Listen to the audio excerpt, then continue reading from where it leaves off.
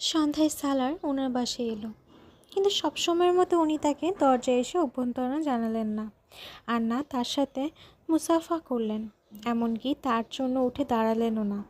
সালার পরিচারকের সাথে ভেতরে এলো। ডাক্তার সিফতে আলী লাউঞ্জে বসে কোনো বই পড়ছিলেন। সে আসতেই বই বন্ধ করে একপাশে রেখে দিলেন। সালার সালাম দিয়ে সামনের সোফায় বসে পড়ল। আমি তোমার সাথে খুব লম্বা চড়া কথা বলবো না সালার। সালার মাথা তুলে ওনার দিকে তাকালো। এই প্রথম সে ওনার মুখে আপনি পরিবর্তে তুমি সম্বোধন করা শুনল, আর সেটাও তাকে বলছেন। অন্যথায় তিনি পরিচালকদেরও আপনি বলে সম্বোধন করেন। ইমামকে তোমার সাথে কেন বিয়ে দিলাম এই নিয়ে গত 4 দিন ধরে আমি লজ্জিত। এর যোগ্য নও তুমি। ভালোবাসা দাবি করা এক বিষয়, কিন্তু কোনো নারীকে নিজের ঘরের সম্মানের সাথে রাখা একদম ভিন্ন আরেকটি বিষয়। তুমি শুধু প্রথম কাজটি করতে পারো। লাউঞ্জের সংলগ্ন কক্ষ থেকে ইমামা তাদের দুজনের কথাই চুপচাপ শুনছে। নিজের স্ত্রীকে এভাবে ঘর থেকে বের করে দেওয়া পুরুষকে আমি, পুরুষ তো দূরের কথা, মানুষই মনে করি না। সে তোমার স্ত্রী, এ কথা মান যদি রাখতে না পারো তাহলে অন্তত এই কথার মান তো রাখতে পারতে যে সে আমার মেয়ে। আমার মেয়েকে তুমি এভাবে মাঝরাতে খালি হাতে ঘর থেকে বের করে দিয়েছ। আমি তাকে ঘর থেকে বের করিনি, সে নিজেই। সালার কিছু বলার চেষ্টা করলো। ডাক্তার সাহেব তার কথা থামিয়ে দিলেন। তুমি গাড়ি ঠিক করে দিয়েছিলে। ভেতরে বসে ইমামা কাঁপতে শুরু করলো। সে কখনো ডাক্তার সিফতে আলীকে এত উচ্চস্বরে কথা বলতে শোনেনি। তোমার সাহস কিভাবে হলো? তুমি তার চরিত্র নিয়ে কথা বলো। সালা চোখ তুলে ওনাকে দেখলো। ওনার চোখ ক্রমশ লাল হয়ে যাচ্ছে। আপনি কি তাকে জিজ্ঞেস করেছেন এই কথা আমি তাকে কেন বলেছি? ভেতরে বসে ইমামার চেহারা ফ্যাকাশে হয়ে গেল। কেবল এই একটি বিষয় বাকি রয়ে গেছে, যেটা সে কারো কাছে বলেনি। আমি তাকে কিছুই জিজ্ঞেস করব না। আমি তোমার চরিত্র সম্পর্কে জানি না, কিন্তু সে 9 বছর ধরে আমার কাছে আছে। সে এমন কোনো কাজ করতে পারে না যার ফলে তুমি তার চরিত্রের ওপর আঙ্গুল তুলবে। ইমামা নিশ্চিত যে সালার এখন জালারের নাম বলবে, এখন বলবেই। তার শরীর এখন ঠান্ডা হতে লাগলো। 1 2 3 4 5। তার হৃৎপিণ্ড সেকেন্ডের চেয়েও বেশি দ্রুত স্পন্দিত হতে লাগলো। সালার একটি বাক্যই ডাক্তার সাহেবের দৃষ্টিতে তাকে সারা জীবনের জন্য নিচে করে দিতে সক্ষম। কিন্তু ওপাশে নীরবতা বিরাজ করছে। তারপর ইমামা সালারের গলা শুনল। এক মুহূর্তের জন্য তার মনে হলো তার হৃৎস্পন্দন থেমে যাবে। I am sorry. ইমামা বিশ্বাস হচ্ছে না, এটা সেই বাক্য নয় যা শোনার প্রত্যাশা করছিল সে। সালারের ক্ষমা প্রার্থনা তাকে প্রচণ্ড ধাক্কা দিল। এতে ডাক্তার সাহেব আরও রেগে গেলেন। একটা কথা তুমি মনে রাখো সালার, তুমি যা কিছু পাবে এই নারীর তাকদীরের ফলেই পাবে। এ যদি তোমার জীবন থেকে বেরিয়ে যায় তাহলে অপদস্থ ছাড়া আর কিছুই তোমার ভাগ্যে জুটবে না। শূন্য হাতে থাকবে সারা জীবন। তোমার সৌভাগ্য যে আল্লাহ তোমাকে ইমামের দায়িত্বশীল বানিয়েছে। তুমি দায়িত্বশীল হয়েই থেকো। কখনো রিজিকদাতা হওয়ার চেষ্টা করো না। তুমি তার রিজিকদাতা নও, আর নয়তো আল্লাহ তাআলা তাকে তোমার চেয়ে উত্তম দায়িত্বশীল দান করবেন, তোমার চেয়ে অধিক দয়ালু, তোমার চেয়ে অধিক যত্নশীল। এই মুহূর্তে সালার হৃদয়ে রক্তক্ষরণ, মুখে হাসি জ্বলন্ত প্রমাণ। ডাক্তার সিফতে আলী কখনো এভাবে কথা বলিনি, কখনোই না। সে যেন লজ্জায় ডুবে যাচ্ছে। ভেতরে বসে ইমামাও অনুতাপের এমন এক সমুদ্রে হাবুডুবু খাচ্ছে। তাকে ঘরে রাখতে চাইলে সম্মানের সাথে রাখো, আর নয়তো তাকে এখনই এই মুহূর্তে ছেড়ে দাও। তোমার চেয়ে কয়েক গুণ ভালো মানুষের সাথে তাকে বিয়ে দিব, যে তাকে তোমার চেয়ে ভালোভাবে ঘরের সম্মান করে রাখবে। আমি আপনার প্রতি এবং তার প্রতি খুবই লজ্জিত। আপনি তাকে ডাকুন, তার কাছে আমি ক্ষমা চেয়ে নিচ্ছি। তার পরাজয় স্বীকার করতে বেশিক্ষণ লাগলো না। ভেতরে ইমামা যেন জমিনে নুয়ে পড়েছে। এটি সর্বশেষ জিনিস যার প্রত্যাশা সে সালারের কাছে করেছিল।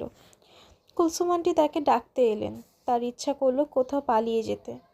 জীবনে নিজের স্বামী মাথা নত দৃশ্য দেখাচ্ছে বড় লজ্জার সম্মুখীন সে কখনো হয়নি। কি গভীর সেসব তিরস্কার! লাউঞ্জে বসে বসে নিজেকে নিজেই করা সেসব মালামত সব কিছুই তার ভুলের জন্যই হয়েছে। যা হয়েছে সেজন্য আমি খুবই দুঃখিত। এমনটা হওয়া উচিত হয়নি। যা করেছি ভুল করেছি আমি। এমনটা করা ঠিক হয়নি আমার। ইমাম আমার সামনে গিয়ে বসতেই সালার মাথাও দৃষ্টি নত করে বলল, ইমামা যন্ত্রণা আরও বৃদ্ধি পেল। আজ সালারের সাথে বাড়াবাড়ি হয়ে গিয়েছে, আর এর জন্য সে নিজেই নিজেকে দায়ী করছে। বেটা, এখন আপনি যেতে চাইলে চলে যান, আর না যেতে চাইলে। ডাক্তার সাহেব ইমামাকে বললেন। না, আমি যেতে চাই। ইমামা তার চোখ কচলাতে কচলাতে বলল, ঠিক আছে, তাহলে আপনার জিনিসপত্র গুছিয়ে নিন। ডাক্তার সাহেব তাকে বললেন। ইমামা উঠে রুমে চলে এলো। 2 দিন আগে কুলসুম আন্টি তাকে কিছু কাপড় এবং প্রয়োজনীয় জিনিস এনে দিয়েছিলেন। ইমামা সেগুলো একটি ব্যাগে ভরে নিল। ইমামা ভেতরে যেতেই ডাক্তার সাহেব উঠে স্টাডি রুমে চলে গেলেন, আর সালার ওখানে ওভাবেই মাথা নত করে বসে রইল। বাবা, খাবার সাজাবো? কুলসুম আন্টি যেন পরিবেশ স্বাভাবিক করার চেষ্টা করলেন। না, আমি খাবার খেয়ে এসেছি। সালার এখনও দৃষ্টি তোলেনি। দৃষ্টি তোলার যোগ্যতাই তার হারিয়ে গিয়েছে। পরিচারক কোমল পানীয় একটি গ্লাস দিয়ে গেল। সালা চুপচাপ গ্লাস উঠে কয়েক ঢোক পানি পান করে রেখে দিল। ইমামা জিনিসপত্র গুছিয়ে 5 মিনিটের ভেতরেই বাইরে চলে এলো। সালার উঠে দাঁড়িয়ে চুপচাপ তার হাত থেকে ব্যাগ নিয়ে নিল। ডাক্তার সাহেবও ততক্ষণে স্টাডি রুম থেকে বেরিয়ে এসেছেন। তিনি তাদের গাড়ি পর্যন্ত এগিয়ে দিলেন, কিন্তু সব সময়ের মতো তিনি সালারকে বগল দাবা করলেন না। গাড়িতে করে মূল সড়কে আসা পর্যন্ত তাদের মধ্যে কোনো কথা হলো না। অবশেষে সালার বলল, আমি তোমার প্রতি খুবই লজ্জিত। I misbehave with you. আমি তোমার সাথে খারাপ ব্যবহার করেছি। ইমামা পুনরায় তার কাছে ক্ষমা প্রার্থনার প্রত্যাশা করেনি।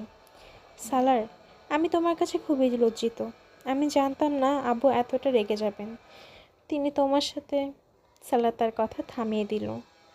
না, ঠিক করেছেন তিনি, যা বলেছেন। ভুল তো কিছু বলেননি, কিন্তু আমি তোমার চরিত্র নিয়ে কিছু বলিনি। তার মানে তুমি আমাকে এসব বলবে আর আমি এটা মনে করব না যে তুমি আমার চরিত্রের উপর আঙুল তুলেছ?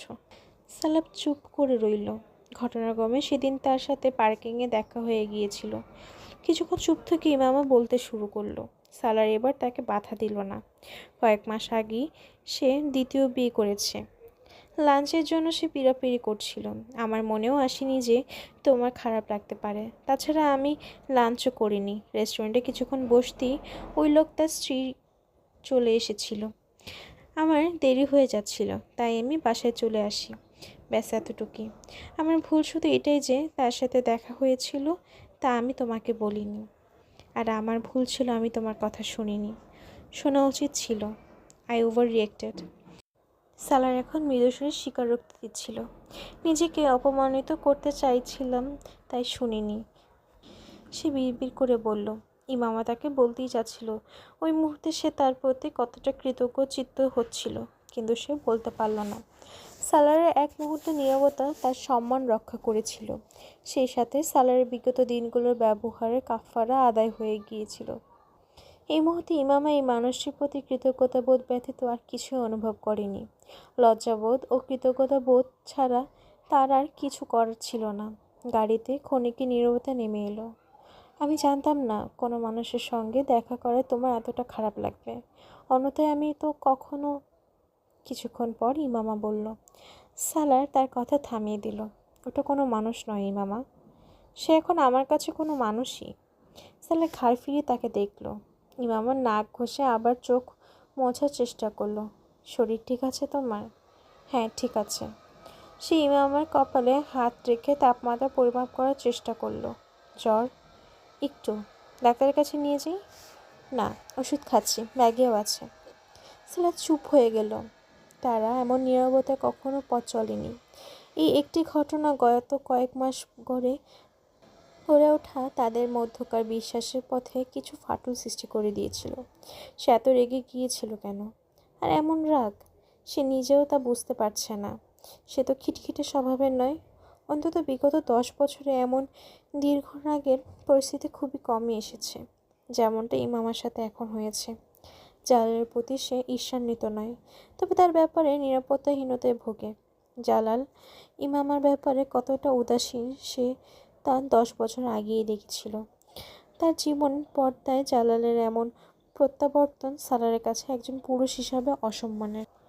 আপা, আপনি কোথায় ছিলেন? পরের সকালে পরিচারিকা বেলের শব্দে তার ঘুম ভাঙল। দরজা খুলতেই পরিচারিকা তাকে জিজ্ঞেস করল, কয়েকদিন আগে আমি বাবার বাড়িতে বেড়াতে গিয়েছিলাম। সে ভুলভাল বোঝানোর মতো করে বলল, আপনার শরীর ঠিক আছে? পরিচারিকা তার দিকে গভীরভাবে লক্ষ্য করে বলল, হ্যাঁ, না, ব্যাস একটু জ্বর, আর কিছু না। ইমামা মৃদু হাসার চেষ্টা করলো। কোনো সুখবর তো নেই আবার আপা? বেডরুমের দিকে যেতে যেতে পরিচারিকার কথায় সে থমকালো। তারপর প্রচণ্ড লজ্জা অনুভব করলো। এমন কিছু না, তুমি পরিষ্কার করো। ইমামা রান্নাঘরে নিজের জন্য নাস্তা তৈরি করছিল। এমন সময় কলের শব্দে বেরিয়ে এলো। সালারি সাধারণত এই সময় কল করে। এতদিন বিরতির পরে ফোনের শব্দ তার কাছে অদ্ভুত লাগলো। তোমার শরীর কেমন? সালার জিজ্ঞেস করলো। আমি ঠিক আছি, ইমামা বলল। নাস্তা করে গিয়েছিলে অফিসে? রান্নাঘরে সে কোনো ব্যবহৃত প্লেট দেখতে পেল না। না, দেরি হয়ে গিয়েছিল, নাস্তা করার সময় পাইনি। আমাকে জাগিয়ে দিতে, আমিই বানিয়ে দিতাম, ইমামা বলল। না, আমার ক্ষুধাও ছিল না। স্বাভাবিক কথাবার্তার পর তাদের মনে যেন খাত চলে এলো, যে খাত থেকে তারা দুজনেই বাঁচতে চাচ্ছে, কিন্তু বাঁচতে পারছে না। একে অপরকে বলার জন্য তার কেউই কোনো শব্দ খুঁজে পাচ্ছে না। আর সে নিজে কোনো কথা না খুঁজে পেয়ে ইমামাকে জিজ্ঞেস করলো, কিছু না। ইমামা ততটাই শব্দ শূন্য। রাতে কোথাও খেতে চলি? সালার বলল। আচ্ছা। কথোপকথন পুনরায় আগের জায়গায় ফিরে এলো। সালার খোদা হাফেজ বলে কল কেটে দিল। ইমামা অনেকক্ষণ রিসিভার কানে চেপে বসে রইল। এক সপ্তাহ আগের কথোপকথন আর আজকের কথোপকথনের মধ্যে বিস্তর ফারাক। ফাটল জোড়া লাগানোর অনেক কঠিন। জোড়া লাগলেও দাগ মুছে না। ইমামাও এখন এটি অনুভব করছে। এই এক সপ্তাহে জীবনে সে যা কিছু শিখেছে তা বিয়ের এত মাসে শিখতে পারিনি। মানুষ কখনো কাউকে নিঃশর্ত ভালোবাসতে পারে না, বিশেষ করে তখন যখন কোনো ভালোবাসা বিয়ে নামক বন্ধনে আবদ্ধ হয়ে যায়। সালারের ভালোবাসাও এমনই। একটি অপ্রীতিকর ঘটনা তাকে আসমান থেকে জমিনে নিয়ে এসেছে। এই বাস্তবতাগুলো এই প্রথম তার চোখে পড়েছে, যা এতদিন তার দৃষ্টিসীমার বাইরে ছিল। সে এখন কেবল প্রিয়তমা নয়, স্ত্রীও। এখন সে একজন পুরুষের জীবন। ফলে কাউকে মন ও মগজ থেকে জেনে ফেলা অনেক সহজ, কিন্তু দায়িত্ববোধ থেকে নয়। সালার অন্যের চোখে তার সম্মান ঠিকই বজায় রেখেছে, কিন্তু তাকে তার নিজের চোখে অত্যন্ত তুচ্ছ করে দিয়েছে। সুধারণা ও প্রত্যাশার পাহাড় এমন ধীরে ধীরে টুকরো টুকরো হতে শুরু করেছে। সালার সন্ধ্যায় তাড়াতাড়ি বাসায় ফিরে এলো। ইমামা জানে সে ইচ্ছে করেই তাড়াতাড়ি এসেছে। দরজা খুলেই সবসময়ের মতো আজ তাকে জড়িয়ে ধরল না। তার চোখে চোখ রাখা, তাকিয়ে মুচকি হাসা আর কাছে আসা তার কাছেও হয়তো অনেক জটিল হয়ে পড়েছে। আগে সব কিছু আপনা আপনিই হয়ে যেত, আর এখন চেষ্টা সত্ত্বেও হতে পারছে না। ডিনারের জন্য বাইরে যেতে যেতে গাড়িতে ওরকম নীরবতা বহাল রইল। দুজনেই মাঝে মাঝে একে অপরকে কিছু জিজ্ঞেস করে, তারপর এক সপ্তাহে উত্তর পেয়ে পুনরায় চুপ হয়ে যায়। এটি আজ প্রথম ডিনার, যেখানে তারা একে অপরের মুখের দিকে না তাকিয়ে কেবল প্লেটের দিকে তাকিয়ে সম্পূর্ণ করেছে। দুজনেই কোনো আগ্রহবোধ ছাড়াই খাবার খাচ্ছে। ডিনারের শেষে ওরকম নীরবতার গায়ে ভর করে ফিরে আসে। আবারও তারা ঘুমাতে একজন বেডরুমে আর অন্যজন স্টাডি রুমে চলে গেল। পরের দিন তারা প্রায় এক সপ্তাহ পর নাস্তার টেবিলে মুখোমুখি হলো। কথা বলা দৃষ্টি মেলানোর চেয়ে অধিক সহজ মনে হলো। তারা কথা বলতে চেষ্টা করলো। দুজনের নিজস্ব অবস্থান থেকে লজ্জাবোধ ও যন্ত্রণাময় অনুভূতিগুলো নিঃশব্দ করার প্রচেষ্টা করছে। তারা যেন বিনা দাওয়াতে আগত মেহমানের মধ্যে চুপ করে আছে, কিন্তু এই মেহমানত্বয় যেন টেবিল ছেড়ে যেতেও রাজি নন। এভাবে এক সপ্তাহ পরেই সালার আজ বাসায় বানানো লাঞ্চ অফিস নিয়ে যাচ্ছে। সে ইমামাকে বলতে পারল না যে এক সপ্তাহ যাবৎ সে বাসায় খাওয়া দাওয়া ছেড়ে দিয়েছে। এই বাসা এতদিন তার কাছে ভূতের বাংলো হয়ে গিয়েছিল। বাসা থেকে বের হতে হতে সে ইমামাকে বলল, আমার ড্রয়ারে তোমার আংটি রাখা, ওটা পরে নিও। ইমামা যেন বিদ্যুতায়িত হয়ে হাতের দিকে তাকালো। আমার আংটি? আংটির কথা তার এই প্রথম মনে পড়ল। ওটা আমি কোথায় ফেলে রেখেছিলাম? আমার অফিসের ওয়াশরুমে। সালার বের হতে হতে প্রতিক্রিয়াহীন চেহারায় বলল, আর ইমামা ওখানেই দাঁড়িয়ে রইল ঠায়। অনেকদিন পর সালার আজ রাতে আগ্রহ ভরে খাবার খেলো। সে সাধারণত একটি রুটিন বেশি খায় না, কিন্তু আজ সে দুটো রুটি খেলো। আরও বানিয়ে দিব? ইমামা তাকে দ্বিতীয় রুটি দিতে দেখে বলল। ইমামা আজ ভাত খাচ্ছে না, আমি আগে থেকেই বেশি খেয়ে ফেলেছি। সালাদ না করে দিল। ইমামা তার প্লেটে খানিক সবজি দেওয়ার চেষ্টা করলো। সালাদ তাকে থামিয়ে দিল। আমি সবজি ছাড়া এমনিই খেতে পছন্দ করি। ইমামা খানিক অবাক হয়ে তার মুখের দিকে তাকালো। সালার গভীর চিন্তায় ডুবে এই রুটির টুকরোটি মুখে পুড়ছে। ইমামা জানে তার হাতে রুটি খুব পছন্দ করে, কিন্তু ইমামা তাকে আজ প্রথম শুধু রুটি খেতে দেখছে, আর আজই প্রথম সে তাকে শেষ লোকমাটি খাইয়ে দিল না। খাবার খেয়ে সালার টেবিল ছেড়ে উঠল। ইমামা প্লেট গোছাতে লাগলো। এমন সময় সালার কিছু কাগজ নিয়ে এলো। এটা কি? ইমামা তার থেকে বাড়ানো কাগজগুলোর দিকে তাকিয়ে খানিক অবাক হয়ে জিজ্ঞেস করলো। বসে দেখে নাও বলি সালা নিজেও চেয়ার টেনে বসে পড়ল। ইমামা কিছুটা অস্থির হয়ে কাগজগুলো নিয়ে বসে পড়ল। সেগুলোর দিকে তাকাতেই তার চেহারা ফ্যাকাশে হয়ে গেল। তালাকের কাগজপত্র? অনেক কষ্টে ইমামা বলল। না, আমি আমার উকিলের মাধ্যমে একটি তালাকনামা তৈরি করেছি। আল্লাহ না করুক যদি কখনো এমন পরিস্থিতি আসে আমাদের আলাদা হয়ে যেতে হয়, তাহলে তখন যেন সব কিছু সৌহার্দ্যপূর্ণভাবে সম্পন্ন হতে পারি, তারই প্রচেষ্টা মাত্র। তোমার কথা আমার বুঝে আসছে না। ইমামা এখন শ্বাসরুদ্ধ হয়ে আসছে। ভয় পেও না, এটা কোনো হুমকি নয়। এই কাগজগুলো আমি তোমার নিরাপত্তার জন্য তৈরি করেছি। বলতে বলতে সালাদ তার কম্পনরত হাত নিজের হাতের মুঠে পুরে নিল। কেমন নিরাপত্তা? তার এখন শীতল ঘাম বেরোচ্ছে।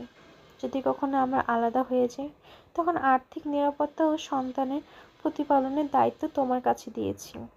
কিন্তু আমি তো তালাক চাচ্ছি না। তার সমস্ত কথা ইমামার মাথার উপর দিয়ে যাচ্ছে। আমিও তোমাকে তালাক দিচ্ছি না, কেবল আইনের আওতায় নিজেকে আবদ্ধ করছি, যাতে বিচ্ছেদের প্রয়োজন হলে আমাদের আদালতে শরণাপন্ন হতে না হয়। পরিবারের মাধ্যমে বিষয়টির সমাধান করার চেষ্টা করব। আর যদি সমাধান না হয়, তাহলে আমি তোমাকে বিচ্ছেদের অধিকারটা দিয়ে দিব। এমন অবস্থায় যদি আমাদের সন্তান থাকে, তাহলে তাদের হেফাজতের দায়িত্ব তোমার কাছে হস্তান্তর করব। একটি বাড়ি এবং কিছু অর্থও তোমার হাতে তুলে দিব। বিচ্ছেদের পূর্ব পর্যন্ত তোমাকে মোহরানা, উপহার, অলংকার বা টাকা এবং সম্পত্তি হিসেবে যা কিছু দিব, সেগুলো খোলা বা তালাকের পরও তোমার মালিকানাতেই থাকবে। সেগুলোর দাবি আমি করব না। এসব তুমি কেন করছো? ইমামা প্রচণ্ড ভীত সন্ত্রস্ত হয়ে ভঙ্গিতে তাকে থামালো। আমি নিজেই নিজের ব্যাপারে ভীত হয়ে পড়েছি তাই। সালা অত্যন্ত গম্ভীর হয়ে আছে। আমি কখনো ভাবিনি যে তোমার ওপর এতটা রেগে যেতে পারি। আমি তোমাকে ঘর থেকে বের করিনি, কিন্তু আমি সেদিন এটাও পরোয়া করিনি যে বাসা ছেড়ে তুমি যাচ্ছ, তো কেন যাচ্ছ এবং কোথায় যাচ্ছ। আমি এতটাই রাগান্বিত ছিলাম যে আমার কোনো ভ্রূক্ষেপ ছিল না নিরাপদে তুমি ওখানে পৌঁছেছো কিনা। সালা অত্যন্ত স্পষ্টভাবে বলে চলল। তাছাড়া এতদিন আমি ডাক্তার সাহেবের কোথাও শুনিনি। I just wanted to punish you. আমি কেবল তোমাকে শাস্তি দেবার কথাই ভেবেছি। সে এক মুহূর্তের জন্য থামল। আর এই সব কিছু আমাকে ভীত করে দিয়েছে। আমার রাগ শেষ হওয়ার পর আমার বিশ্বাস হচ্ছিল না যে আমি এতটা নিচে নামতে পারি। আমি তোমার সাথে এমন দুর্ব্যবহার করতে পারি, কিন্তু তা আমি করেছি। সবশেষে আমি মানুষই। তোমাকে জীবনসঙ্গী না ভেবে প্রতিদ্বন্দ্বী ভাবলে হয়তো ভবিষ্যতে এমনটাই করব। এখন বিয়ের অল্প কিছুদিন হয়েছে। তোমার প্রতি আমার অনেক ভালোবাসা। এখন আনন্দের সঙ্গে এসব প্রতিশ্রুতি দিতে পারি, সব কিছু উৎসর্গ করতে পারি তোমার জন্য। কিন্তু কিছুদিন পর এমন কোনো পরিস্থিতি এলে জানি না তখন আমাদের মাঝে কতটা তিক্ততা ও দূরত্ব সৃষ্টি হয়ে যাবে। তখন হয়তো আমি এতটা উদার ও দানশীল থাকবো না। একজন সাধারণ পুরুষের মতোই স্বার্থপর হয়ে তোমাকে অতিষ্ঠ করে তুলব। তাই এখনই আমার মন উদার থাকতে এই সিদ্ধান্ত চূড়ান্ত করতে যাচ্ছি। এ নিয়ে কেবল মৌখিক প্রতিশ্রুতি দেব না, আমার পক্ষ থেকে আমার বাবার স্বাক্ষরও রয়েছে এতে। তুমি ডাক্তার সাহেবের কাছে থেকেও এতে স্বাক্ষর করিয়ে নিও। ডাক্তার সাহেব ইচ্ছা করলে এই কাগজগুলো নিজের কাছেই রাখতে পারেন, অন্যথায় তুমি আমাকে এনে দিও, আমি রেখে দিব। ইমামা অশ্রুসিক্ত চোখে তার দিকে তাকিয়ে রইল। আমি তোমার কাছে কখনো নিরাপত্তা দাবি করিনি। ইমামা গলার প্রশ্নটা ধরে এলো। কিন্তু আমার তো দিয়ে দেওয়া উচিত। আমি এসব কাগজ আবেগের বশীভূত হয়ে দিচ্ছি না, এগুলো অনেক ভেবেচিন্তে করেছি। তোমার ব্যাপারে আমি অনেক অধিকার পরায়ণ ও নিরাপত্তা শঙ্কিত ইমামা। সালার এক মুহূর্ত ঠোঁট কামড়ে থামল। আর যদি কখনো এমন হয় যে তুমি আমাকে ছেড়ে যেতে চাও, কিন্তু আমি চাই না, এমত অবস্থায় আমি তোমাকে কতটা অতিষ্ঠ করে তুলতে পারি তা ভাবতেও পারবে না তুমি। কিন্তু তা আমি বুঝে গিয়েছি, তাই এসব করছি। সালা পুনরায় থেমে ঠোঁট কামড়াতে লাগলো। তুমি আমার এমন একমাত্র সম্পত্তি যাকে আমার অধিকারে রাখার জন্য যে কোনো অন্যায় ও অবিচার করতে দ্বিধাবোধ করব না। আর এই অনুভূতিটি আমার জন্য অনেক ভীতিকর, কিন্তু আমি তোমাকে কোনো কষ্ট দিতে চাই না, আর না তোমার অধিকার হরণ করতে চাই। যতদিন আমরা একসাথে থাকবো অনেক সুন্দরভাবে থাকবো, আর যদি কখনো বিচ্ছিন্ন হয়ে যাই তাহলে আমি চাই একে অপরকে কোনো কষ্ট না দিয়ে যেন তা হই। সালার তার হাতে আলতো চাপড় দিয়ে দিতে উঠে চলে গেল। ইমামা কাগজগুলো হাতে নিয়ে ওভাবেই বসে রইল। গাছগুলোতে পানি দাও না কবে থেকে? পরদিন সকালে ইমামা নাস্তা করতে বসে সালারকে জিজ্ঞেস করলো, গাছগুলোতে? সালার চমকালো, জানি না, হয়তো অনেক দিন হয়ে গিয়েছে। শিবির বিলালো, সব গাছ শুকিয়ে যাচ্ছে। ইমামা তার মুখের দিকে তাকিয়ে অবাক হচ্ছে। সে জিম থেকে ফিরে সবসময় গাছগুলোতে পানি দেয়। ইতিপূর্বে ইমামা এখন তাকে এই রুটিন ভুলতেও দেখেনি। সালা একটুকু পাউরুটি খেতে খেতে হুট করে উঠে সোজা ব্যালকনির দরজা খুলে বাইরে চলে গেল। কয়েক মিনিট পর খানিক অস্থির হয়ে ফিরে এলো। হ্যাঁ, আমার মনেই ছিল না। আজ নাস্তা শেষ করে সে ওগুলোতে পানি দিল। তোমার গাড়ি আপাতত আমি ব্যবহার করছি, 2-4 দিনের মধ্যে আমার গাড়ি চলে আসবে, তখন তোমারটা রেখে দিব। সালার পুনরায় চেয়ারে বসতে বসতে ইমামাকে বলল, তোমার গাড়ি কোথায়? ওয়ার্কশপে রেখে এসেছি, ধাক্কা লেগেছিল। সালা স্বাভাবিকভাবে তাকে বলল। ইমামা চমকে উঠল, কিভাবে ধাক্কা লাগলো? জানি না কিভাবে লেগেছে, কারো গাড়ি পেছনে লাগিয়ে দিয়েছিলাম। সালা খানিক দুঃখ প্রকাশ ভঙ্গিতে তাকে বলল। ইমামা তার মুখের দিকে তাকিয়ে রইল। সালার পাউরুটিতে মাখন লাগাতে লাগলো। সালার অত্যন্ত দক্ষ ড্রাইভার, এটা অসম্ভব যে সে পেছনে থেকে কোনো দাড়িকে ধাক্কা মারবে।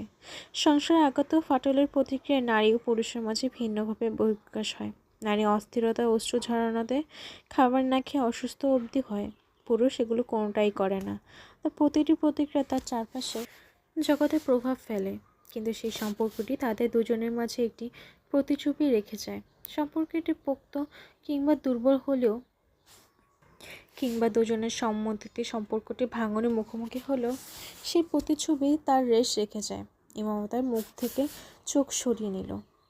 আজ রাতে সালার ওই ঘটনার পরই প্রথম ডাক্তার সাহেবের বাসায় ওনার আলোচনা শোনাতে এলো। সবসময়ের মতো ইমামা আজও তার সাথেই এসেছে।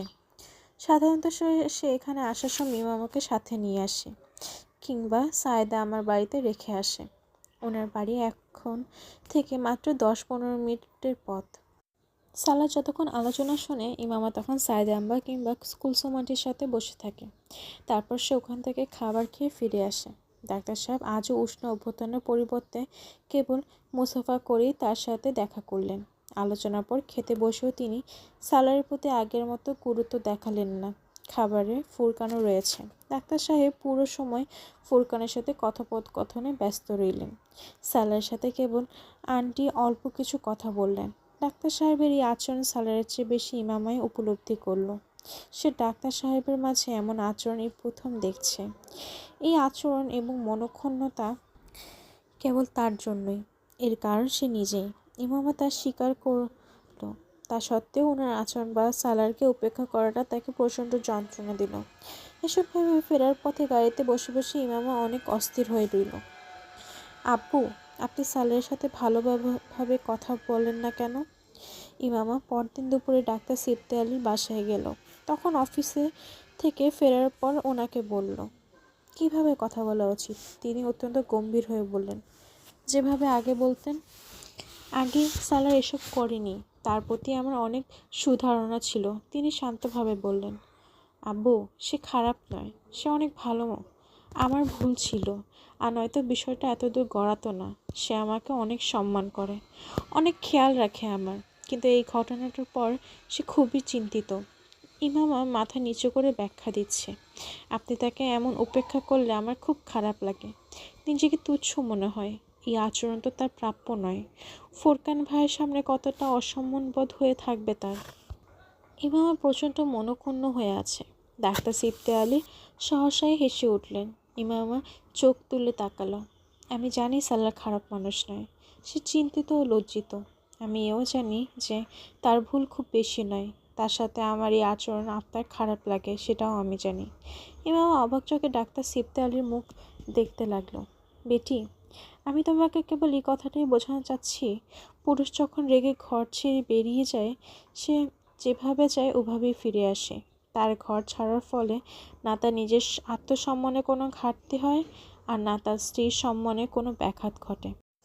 কিন্তু নারী যখন রেগে ঘর ছেড়ে বেরিয়ে যায়, তখন নিজের এবং স্বামী দুজনের সম্মান নিয়ে বেরিয়ে যায়।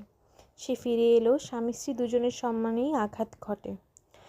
ঝগড়া হয়েছে কোনো বিষয় না, রেগে সে ভালো মন্দ বলেছে, চলে যেতে বলেছে। আপনি বাসায় অন্য কোনো রুমে চলে যেতেন, সে তো হাত ধরে বের করে দিচ্ছিল না। সকাল হতে হতে তার রাগ পড়ে যেত। দু একদিনেই বিষয়টা সমাধান হয়ে যেত, এত বড় সমস্যা হয়ে দাঁড়াতো না। তিনি সাবলীলভাবে তাকে বোঝাতে লাগলেন, পুরুষের হৃদয়ে ওই নারীর প্রতি কখনো সম্মান জাগে না। ছোটোখাটো কথায় যে নারী ঘরের সীমানা পেরোতে অভ্যস্ত, আর আপনার সাথে এটা দ্বিতীয়বার হয়েছে। ইমামা চমকে ডাক্তার সাহেবের দিকে তাকালো। তিনি মুচকি হাসলেন।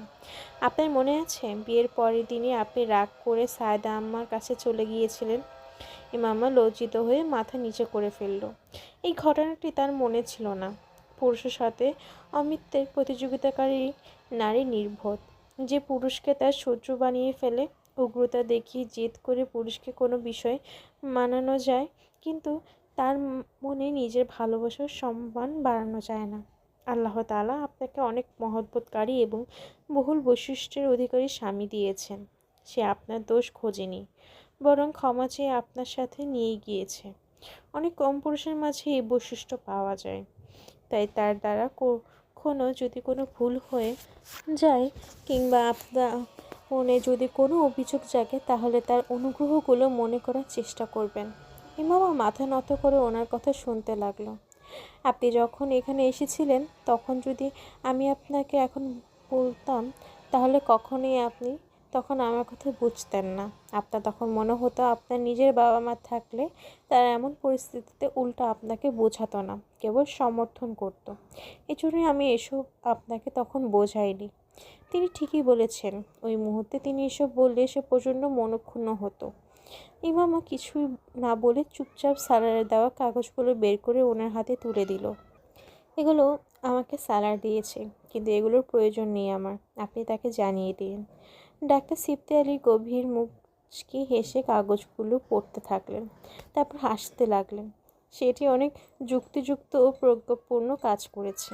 আমার কাছে আগত বেশিরভাগ পুরুষ আমি এসব বিষয় এমন নিষ্পত্তির কথা বলি, অনেক পুরুষ করিয়েওছে। সালারের মাথায় এই বিষয়টি রয়েছে, কিন্তু সে আপনার জন্য একটু বেশি করে ফেলেছে। তিনি কাগজগুলোর দিকে তাকিয়ে মুচতে হাসতে লাগলেন। কিন্তু আমি ইমামা কিছু বলতে চাইল, তখনই ডাক্তার সাহেব তার কথা থামিয়ে দিয়ে বললেন, আপনিও তার একটু বেশিই খেয়াল রাখবেন।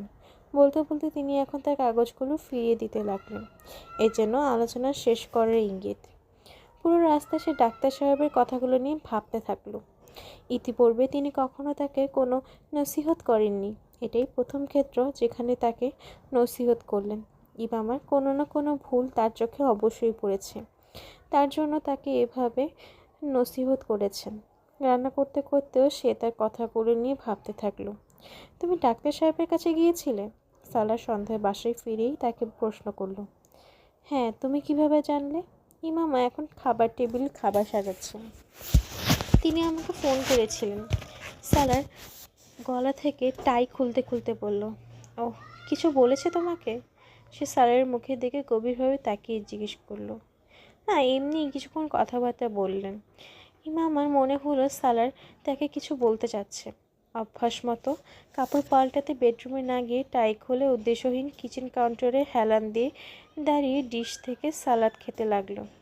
আজ খাবারে কী করেছো? বিয়ের এত মাস পর আজ প্রথম সালারই প্রশ্ন করলো। ইমামা তাকে খাবারের আইটেমগুলোর নাম বলল, কিন্তু সে মনে মনে তারই প্রশ্ন অবাক হলো। আর মিষ্টি? এই প্রশ্নটি যেন আগের চেয়ে বেশি অবাক করলো। মিষ্টি পাগল নয়, আগামীকাল চাইনিজ বানিও। ইমামতের মুখে চাইনিজের কথা শুনে আরও একটি নির্বাক হয়ে রইল। কবে সে খাওয়ার জন্য এমন ফরমাশ করছে। গতকালও চাইনিজই ছিল। ফ্রিজ থেকে পানির বোতল বের করতে করতে ইমামা তাকে স্মরণ করিয়ে দিল। সে অপ্রস্তুত হয়ে পড়ল। হ্যাঁ, গতকাল চাইনিজ ছিল, আগামীকালও থাকুক। আমি বোঝাতে চাচ্ছি এতে কোনো সমস্যা নেই। ইমামা কেবল মাথা নাড়ল। সে এখন রুটি বানানোর জন্য ফ্রিজ থেকে আটা বের করছে। অ্যাকোয়া ব্লু কালারের তোমাকে সুন্দর লাগছে। ইমামার ফ্রিজের দরজা খুলতে খুলতে যেন তড়িঘড়ি হয়ে পেছনে ফিরে হতভম্ব সালারের দিকে তাকালো। অ্যাকোয়া ব্লু নয় এটা। ইমামা চোখে অভিব্যক্ত হয়ে তাকে অপ্রস্তুত করে দিল। সালার, তোমার সমস্যা কি? ইমামা বলল। কেন, কি হয়েছে? আমার মনে হলো এটা অ্যাকোয়া ব্লু। এটা তো অ্যাকোয়া ব্লুই, এজন্যই তো জিজ্ঞেস করছি সমস্যা কি। তার কথা শুনে সালার অনাকাঙ্ক্ষিত হাসতে লাগলো। তারপর চুপচাপ সামনে এগিয়ে তাকে জড়িয়ে ধরল। Just wanted to thank you. কেবল তোমাকে ধন্যবাদ জানতে চাচ্ছিলাম। ইমামা তাকে বলতে শুনলো। ইমামা জানে কী জন্য তাকে ধন্যবাদ দিচ্ছে। And I am really sorry. I mean it. আর আমি সত্যি দুঃখিত। আমার কথার উদ্দেশ্য এটা। সালার এখন পুনরায় দুঃখ প্রকাশ করছে। আই নো, আমি জানি, ইমামা মৃদুস্বরে বলল। I love you. ইমামার মন ভরে গেল। তাদের বিবাহিত জীবনে কেবল গত 10টি দিন, যেখানে সে একবারও সালারকে এই বাক্যটি বলতে শোনেনি। প্রথম দিকে ইমামা ডাক্তার সাহেবের বাসায় থাকার ফলে উভয়ের মাঝেই যোগাযোগ হতে পারেনি। আর পরবর্তী সময়ে সালার হয়তো তাকে এটি বলার সাহস করতে পেরে ওঠেনি। সে তাকে ফোনে এটা বলতে না পারলেও মেসেজে কিছু না কিছু লিখে পাঠাতো। Wife, woman, sweet heart, darling, honey, dear, mine, yours, you, best, waiting, missing, better half, happy, thinking, Mrs, partner, friend, beauty. শুধু লাভ কেন লেখো না তুমি? একটু পুরো কেন লেখো? ইমামা বিষয়টি লক্ষ্য করলো। কখনো বলবো তোমাকে। সালার তাকে বুঝিয়ে দিল সে তাকে বলতে পারল না যে লাভ শব্দটি নিয়ে সে ভীত ছিল। তার স্মৃতিতে যদি ইমামার ছবি ভাসে, তাহলে ইমামার স্মৃতিতে কার ছবি ভাসে? আর এখন সে এক শব্দের ধাঁধা অদৃশ্য হয়ে যেতে তার মূল্য ও গুরুত্বের উপলব্ধি হচ্ছে। অবচেতনেই ইমামা তার কাছে সেই প্রশংসা ও ভালোবাসার বহিঃপ্রকাশের প্রত্যাশা করতে শুরু করেছে। আর যখনই এসব অদৃশ্য হয়ে গেল, তখন ওসব মজা আর ঠাট্টার ছলে বলা সাধারণ কথাও তার কাছে গুরুত্বপূর্ণ হয়ে উঠেছে। কথা বলতে বলতে ইতিমধ্যে সালার তার বাহু থেকে পৃথক হয়ে গিয়েছে। তুমি কিভাবে বুঝতে পারলে যে এটা অ্যাকোয়া ব্লু? আঙ্গুলের ডগা ছুঁয়ে চোখে মুছতে মুছতে ইমামার প্রসঙ্গ পাল্টানোর চেষ্টা করলো। তুমি সবসময় রঙের অদ্ভুত অদ্ভুত নাম বলো, তাই এবার ব্লুর কথা ভাবতে অ্যাকোয়া ব্লুর কথা মনে এসে পড়ল। সালার সহজ স্বরে বলল। ইমামা খিলখিল করে হাসতে লাগলো। ইমামা এখন বুঝতে পারলো সালার সত্যি কালার ব্লাইন্ড বা রাঙা। Very smart. ইমামা যেন তাকে বাহবা দিল। তুমি কি তাই মনে করো? হ্যাঁ, তাহলে ধন্যবাদ। বলতে বলতে সালার রান্নাঘর থেকে বেরিয়ে গেল। রান্নাঘরের মাঝখানে দাঁড়িয়ে ইমামা তাকে চলে যেতে দেখছে।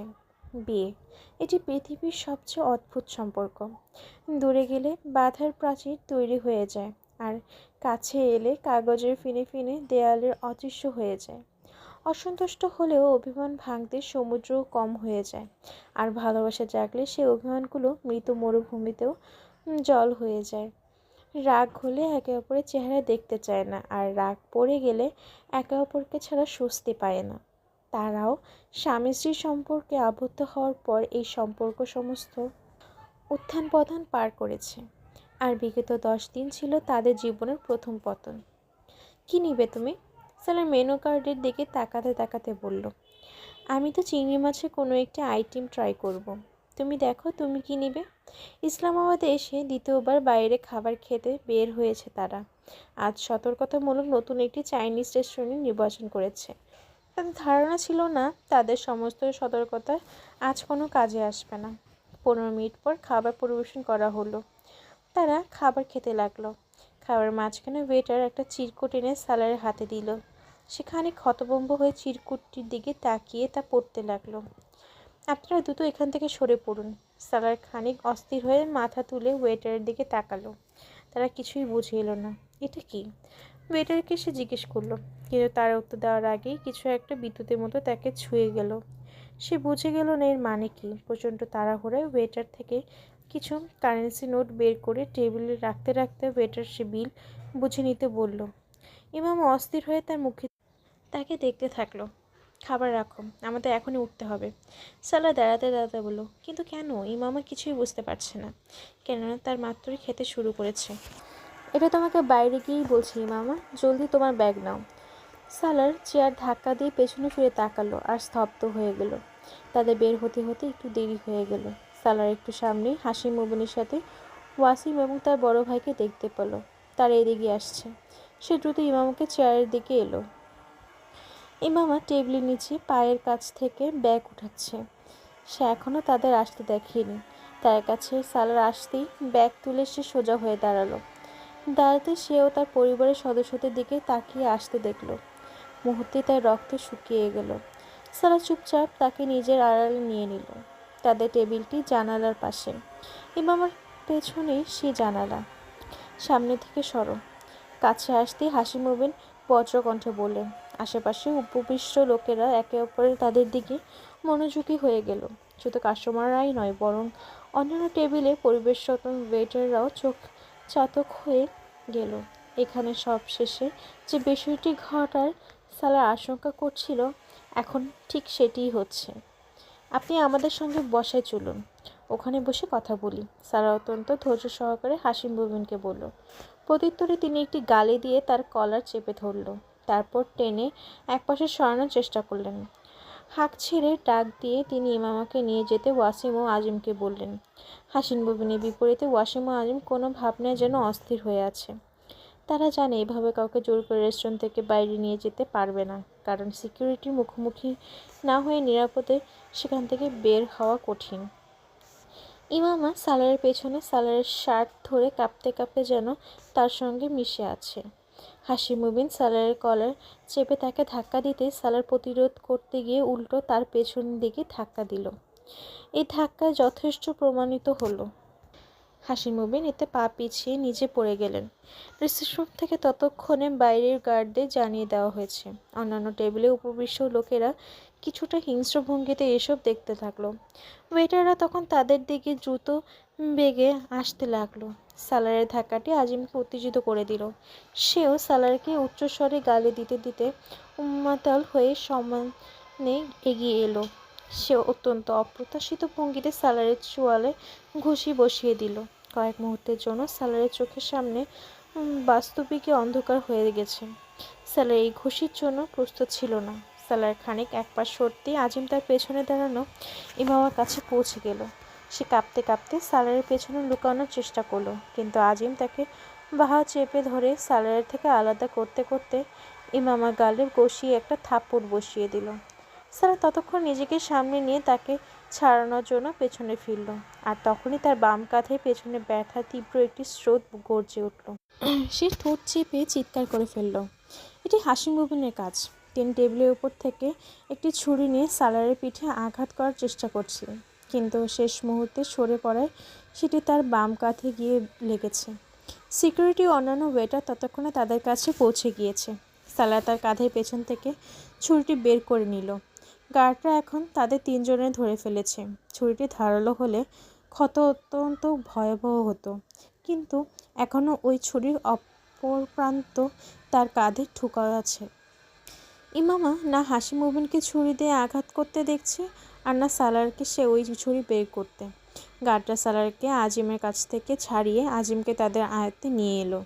ততক্ষণে সালার তার জিন্সের পকেট থেকে ফোন বের করে সিকান্দার ওসমানকে সেখানে আসতে বলে দিল।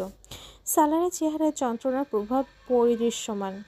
তা সত্ত্বেও সে তার গলা সর্বোচ্চ স্বাভাবিক রেখে সিকান্দারের সাথে কথা বলল। অপর হাতে তার ক্ষতস্থান চেপে ধরে রেখেছে। চেপে ধরা সত্ত্বেও তার ক্ষত থেকে রক্ত ঝরতে লাগলো। সেই সাথে কাঁধ থেকে কোমর পর্যন্ত রক্তের সিক্ততা অনুভব করতে লাগলো, কিন্তু সে বুঝতে পারছে না কী পরিমাণ ব্লাড ঝরছে। ফোনে সালারের কথা কালীন গার্ডরা হাসিম মুবিন, ওয়াসিম ও আজিমকে ওখান থেকে সরিয়ে নিয়ে গিয়েছে। রেস্টুরেন্টের পুরো হলে প্রচণ্ড আতঙ্ক বিরাজ করছে। কিছু লোক ওখান থেকে উঠে চলে গিয়েছে, আর যারা ওখানে বাকি ছিল তারা এখন তাদের দুজনকে দেখছে। আপনার এখন প্রাথমিক চিকিৎসা দরকার, আপনি চলুন। ম্যানেজার তার পিঠে প্রবাহমান রক্ত দেখে খানিক চিন্তিত হয়ে বললেন। তিনি নিশ্চয়ই ভাবছেন তারা এখানে থাকলে রেস্টুরেন্টের চিত্ত স্বাভাবিক হবে না। ম্যানেজারের কথায় ইমামা খানিক অস্থির হয়ে সালারের দিকে তাকালো। সালার এখন ফোনে কথা শেষ করছিল। ইমামা এই প্রথম তার ওপর হাতের দিকে লক্ষ্য করলো, যে হাত দিয়ে কাঁধ চেপে ধরে আছে। কি হয়েছে? ইমামা খানিক আতঙ্কিত হয়ে বলল। কিছু না। সালার তার বাহু সোজা করলো। ইমামা তার রক্তে রঞ্জিত আঙ্গুলগুলো দেখল। সে ভাবল তার হয়তো হাত কেটে গিয়েছে। তার কি হয়েছে? ইমামা খানিক চেতনাশূন্য হয়ে জিজ্ঞেস করলো। সালার কোনো উত্তর না করে পার্শ্ববর্তী টেবিল থেকে ন্যাপকিন উঠিয়ে হাত পরিষ্কার করে ইমামাকে সামনে এগোতে ইশারা করলো। ম্যানেজার এবং কয়েকজন সিকিউরিটি গার্ডকে নিয়ে চলতে চলতে ম্যানেজারের রুমে চলে এলো। তারা এতক্ষণে পুলিশকে কল করে দিয়েছে, তাই তাদেরকে এখন পুলিশ আসা পর্যন্ত অপেক্ষা করতে হবে। কিন্তু সালার আহত, তাকে প্রাথমিক চিকিৎসা দিতে হবে। ম্যানেজারের রুমে পৌঁছে ইমামা এই প্রথম সালারের রিক্ত রঞ্জিত পিঠ দেখল আর নিস্তব্ধ হয়ে গেল। পার্শ্ববর্তী হসপিটাল থেকে অ্যাম্বুলেন্স আসা পর্যন্ত তারা তার শার্ট খুলে রক্ত থামানোর চেষ্টা করলো, কিন্তু ক্ষত অনেক গভীর। সেলাই ছাড়া এটি স্বাভাবিক হওয়া সম্ভব নয়। ইমামা এতটা নিথর হয়ে আছে যে রেস্টুরেন্টের কর্মচারীরা সালারকে প্রাথমিক চিকিৎসা দিচ্ছে, আর ইমামা সেদিকে নিস্তব্ধ হয়ে তাকিয়ে আছে। তার কী করা উচিত, কিংবা সে কী করতে পারে, কিছুই বুঝে আসছে না। এর 5-7 মিনিটের মধ্যে পুলিশ ও অ্যাম্বুলেন্স চলে এলো। তাদের পেছনেই আসছে সিকান্দার ওসমান। সিকান্দার আসতে সালার ইমামার বাসায় না পাঠিয়ে অন্য কোথাও পাঠানোর জন্য বলল। সিকান্দার নিজে সালারকে হসপিটালে নিয়ে যাচ্ছেন। ইচ্ছা সত্ত্বেও ইমামা সালারকে বলতে পারল না যে সে তার সাথে যেতে চাচ্ছে। সিকান্দার ওসমান তাকে তার বড় ভাই শাহনেওয়াজের বাসায় পুলিশের নিরাপত্তায় পাঠিয়ে দিলেন। শাহনেওয়াজের পরিবার এই মুহূর্তে বাসায় নেই। তাড়াহুড়োর কারণে শাহনেওয়াজ তাই পরিচারকদেরকে ইমামার খেয়াল রাখতে বলে নিজে সিকান্দার ওসমানের সাথে চলে গেলেন। ইমামা এখানে এসে গেস্ট রুমে বিছানায় মূর্তির মতো বসে পড়ল। সব কিছু তার কাছে একটি ভয়ঙ্কর স্বপ্নের মতো মনে হচ্ছে। সালারকে কেউ একজন ছুরি মেরে আহত করেছে, এটা সে শুনেছে, কিন্তু এটা তার বাবা নাকি তার ভাইয়ের কেউ করেছে তা জানতে পারেনি। রেস্টুরেন্টের গার্ডরা হাসিম মুবিন, ওয়াসিম ও আজিমকে পুলিশ আসা পর্যন্ত রুমে বন্ধ করে আটকে রাখে। এরপর সামনে কি হবে তা ভাবতে ইমামা সারা শরীর যেন অবশ হয়ে এসেছে। ইমামা এখানে এসেছে 5 মিনিট হলো। এরই মধ্যে সালারের কল চলে এলো। তুমি পৌঁছে গিয়েছো? সে ইমামার গলা শুনতেই বলল, হ্যাঁ। তুমি কোথায়? এখন ক্লিনিকে আছি, সালার তাকে বলল। আর আব্বু? বাবা আমার সাথেই। সালার ইমামার শব্দচয়নের দিকে লক্ষ্য না করেই বলল, আমি আমার আব্বুর কথা বলছি।